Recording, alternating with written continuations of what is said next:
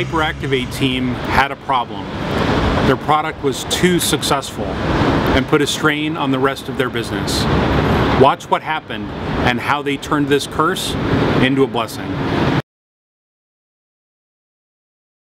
So I'm Marc Fischman. I'm Gilad Zirkel. And we're Hyperactivate. So Hyperactivate, we have solutions for making social media accountable.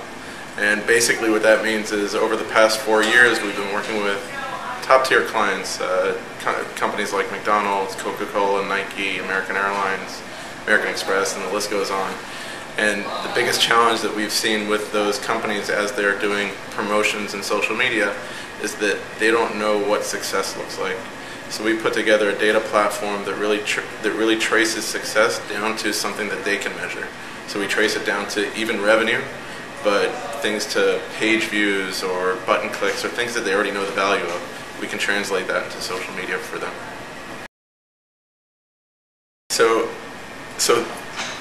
some of the hurdles that we've overcome, for us, this is almost like a blessing and a curse. But for us, when we started out, we had companies kind of pouncing on us from the beginning because we had solutions that they were looking for. They were looking for ways to activate their fans and followers, get them to be proactive and spread a marketing message for them. But then at the same time, while that was a blessing, it was also a curse because there were periods where it just dried up and we didn't have the capability or the capacity to go out and do outreach and bring in more business. So we had a sales cycle that was very cyclical, which we've just now started to control. We started with one solution and we kind of got to see the client's needs along the way and create solutions that fits them.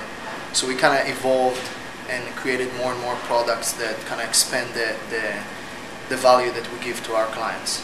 And so we more evolved than pivoted, but it was we kept on adding more solutions. And also, we're a New York-based startup with technology that's based in Israel. So I run the office in New York, and Gilad runs the office in Israel. And for us, there's always this challenge of how do we work together and how do we keep everything, communication of course, but even things like planning and product development and product pipelines. Like how do we keep everything moving forward? So it's something that we're still trying to tackle. Which office needs to do what? Yeah. And we're still working on the solutions and the standards and how do we put everything in place just to keep everything, all the wheels turning and keep everything moving forward. It's working great because Marc always pulls towards more products, more solve the needs of the clients, and I'm more robust technology, and we kind of middle and create great products that are great for our clients. Sure. So it works best.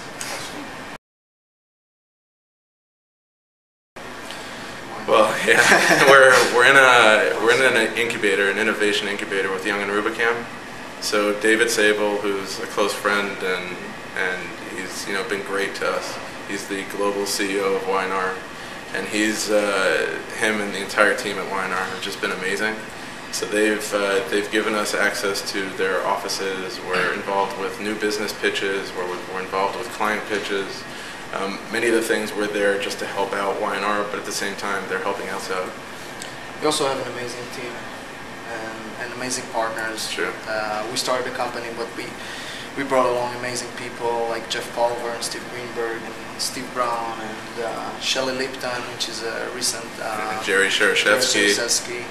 So amazing names that have joined us along the way, and the team is just amazing. That's what makes us so That's great. true. Without the people, we wouldn't have a company.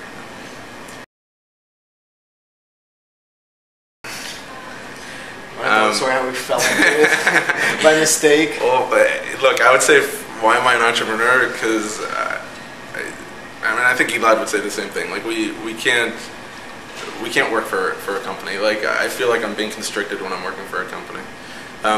This was an accident. We came here at South by Southwest and we showed off what we were doing, not knowing that this was something that was going to turn into a business. We just built something fun and cool. Yeah. It was just a fun side project for both of us because we always do fun side projects. That's an entrepreneur space. You get the itch and you have to start programming and creating what you're thinking of.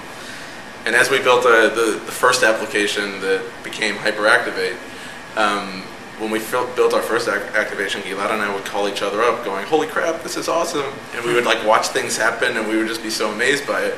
When we showed it off to brands, they thought the same thing. So we started closing business with brands South by Southwest 5 years ago. 1 week after South by Southwest, we were live on MTV.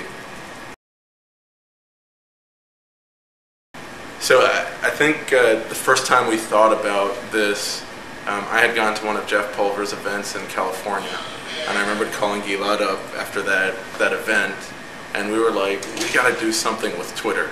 We got to do something on Twitter that's fun. And we didn't understand it back then. Gilad didn't understand it. Like we were both kind of just like playing with it. We were like, we wanted something that's visual and fun, something that people can just work together on, collaborate together. And it turned out that while we were building something that people could collaborate together on, brands actually had that need because they were collecting fans and followers and they didn't know what to do with them.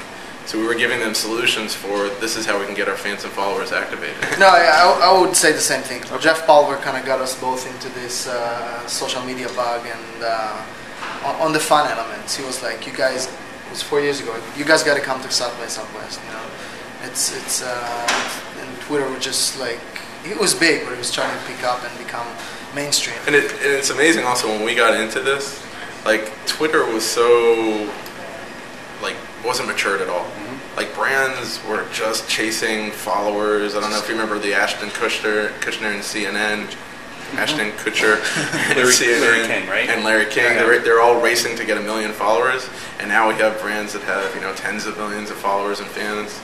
So it's like, back then, brands knew that Twitter and Facebook was something big. They didn't know what to do with it. And they're still, as much as they're learning what to do with it now, they're still struggling because they don't know how to prove accountability. And you have CMOs that are saying, I'm spending X amount of money in social media, what's my returns? And people are saying, well, we got this many tweets, and we got this many followers, and this many fans, but that's not a number that a CMO can understand. So that's why we built our tools. Right. So I would say our customers, they would care about this product because they have deep needs and deep challenges. They're really, every time we build a product, we're building it because our clients, either we see the need that they have it or they're asking us for it. So many times when we run activations, we're getting their fans and followers to mobilize. We're getting them to talk about their brand, and they're coming back to us and saying, how did we do? So, and I remember for years I was thinking, well, how do you guys not know that? How do you not have the tools to be able to identify that? So that's why we built this whole platform and tools for which we call AMP, and it's an activation management platform for understanding how successful a brand is in social media.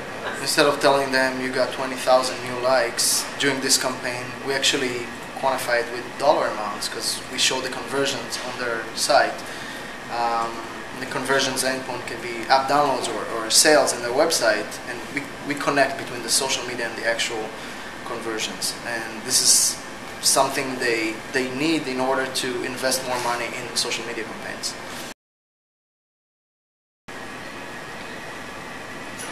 So I would say the thing that inspires me to keep going is really our team, because we've been pushing so hard for the past few years. For us, it's like we know we're on the edge of something.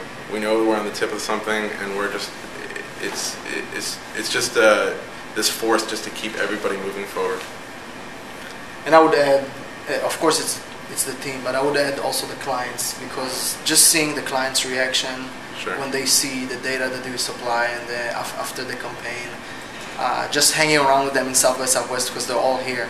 It's just talking to them and see what their lives were before using our products and after. It's just so